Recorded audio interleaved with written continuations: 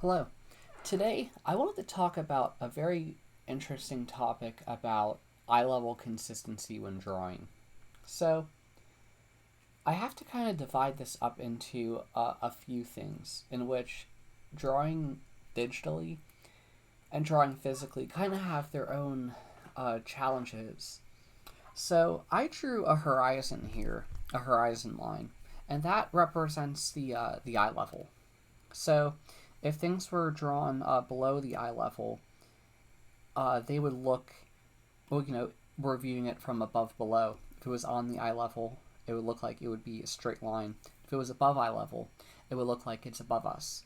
So I want to, I hope it doesn't seem, you may have seen other videos in which I covered this, but I always thought that a Roman pillar, or just like a pillar, I don't know, I always call it a Roman pillar, but well, you have ellipses that you kind of view differently depending on where they sit on the eye level. And this is just looking at a horizon line. Things kind of change with different perspectives. So let me show you off, or let me show it to you. I think I'm going to draw partial ellipses to kind of help hone in the example for this, as it's a bit difficult to kind of show unless I use partial ellipses from the initial.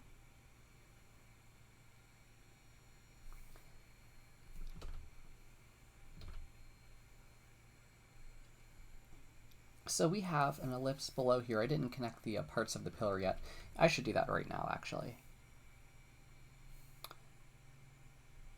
But I am going to talk about drawing from actual life as well, even though I am just starting off with these basic examples. So please do stick around, because there's a lot that you're kind of fighting, and I found some tips that I believe can really help you,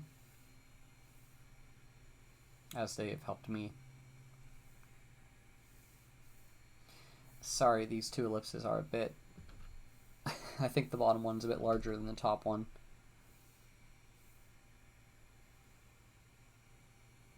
Maybe that actually falls correctly, now that I think about it.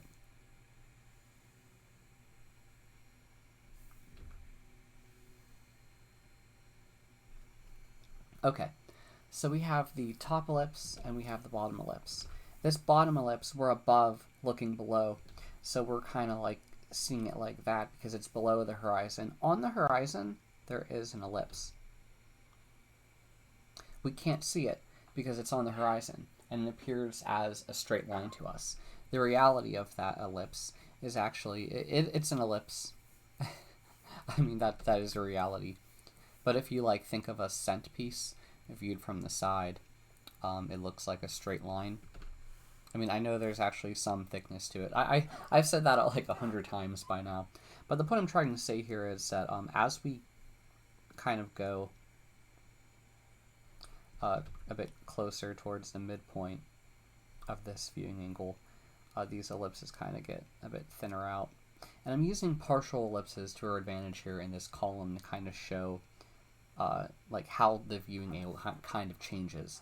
So the other thing I need to mention, well, it changes, it starts to look a little bit more above as it gets to be more, and with the top you have that, well, actually it should be a little less than the top. And as you go to the top, it's the greatest with how you're viewing it. So the important thing here is we have one eye level drawn. So the problem is, if I was to say to step back from this, we would run into some issues. So say I'm standing right here. Let's say I'm standing right here, right? If I move to here, we're going to be farther away from that. So it's going to appear smaller based on perspective. And if I was to walk closer to this pillar, it right in this area, if I was physically there, the pillar would appear much larger based on the perspective. So when you're executing a drawing, you can't just go back and forth between those periods. You have to keep your position consistent. Oops. So the important thing is to keep position.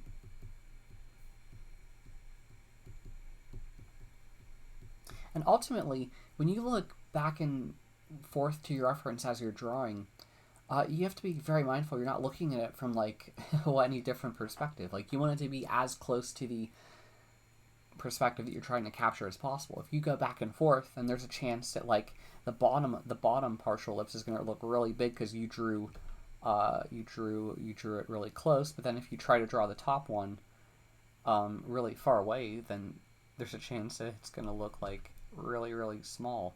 So like, you have that distortion. So you're kind of fighting with that when you're doing that. And the thing here is I have some photos I wanted to show you.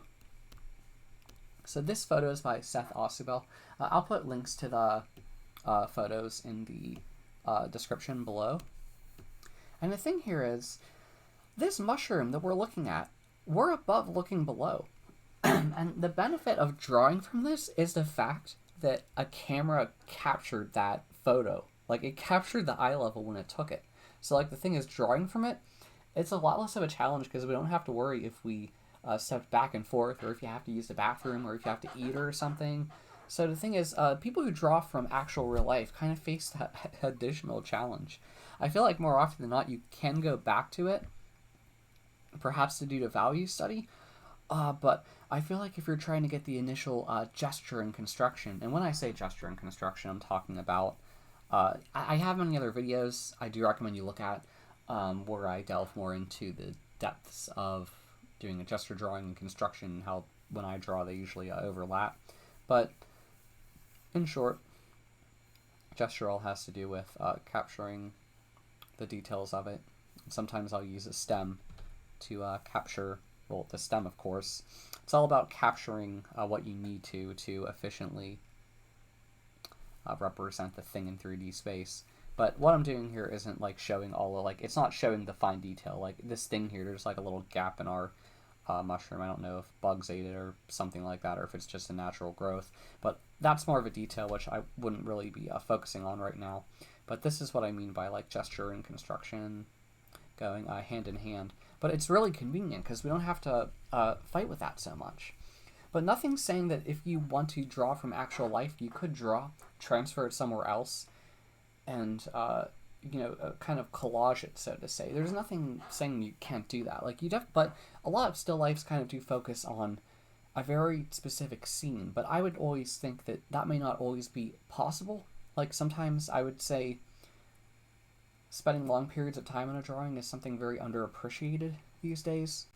I feel like going at it for speed may not be the best thing to do always. But I'm saying I would definitely be aware of the ever-changing eye level that you may mistakenly do.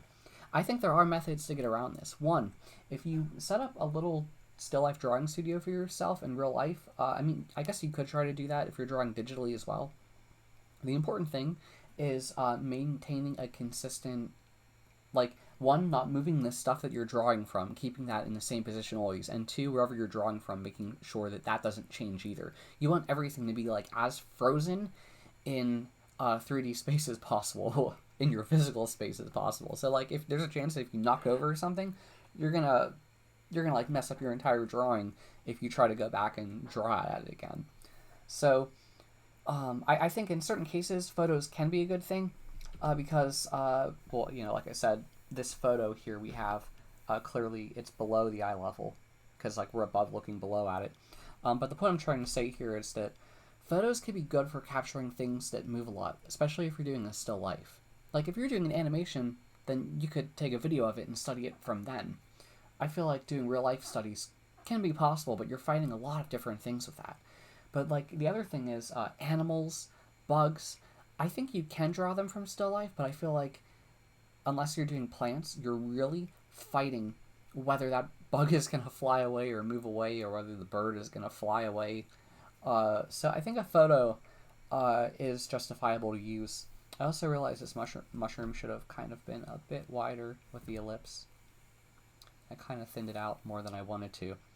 But I also didn't draw the stem yet. But like I said, there are methods to do it. There's probably more that I have to learn that I will share with you once I learn it, because I still lack a lot of drawing experience, but it's just a matter of time until I gain it and I could share the insights.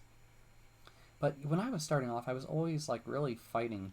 Like I would come back to a drawing and it was just totally messed up. Ooh, I forgot. I didn't really do a couple of these as the same.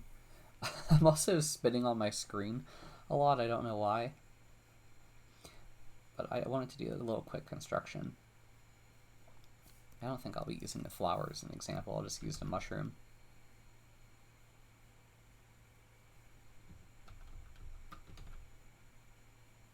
But yeah, I hope this gives a little bit of an insight into how confusing keeping it consistent can be. You could also put tape on the floor. If you're working from a drawing easel, if you accidentally shift it, I think if you put tape on the floor to know always where to orient the three legs, like most drawing easels kind of work on like a tripod type thing. If you put tape on the ground, in the event you accidentally move it or shift it over, you could try to align it again with the tape. So that could be another method that I would recommend. Just make sure you're not going to damage the floor in any way. That's something that I'm probably a bit too, I was a bit off on that. But something that I keep in mind. But yeah, I hope this tip kind of helps explain what you can do and kind of helps you with how to think about things and how to eliminate perspective distortion due to eye level changing, or in short, try not to change your eye level at all if possible. So thank you for listening. If you have a question, please leave it in the comments. If you like my video, please like it, and if you like my channel, please subscribe. Thank you very much for listening. Bye.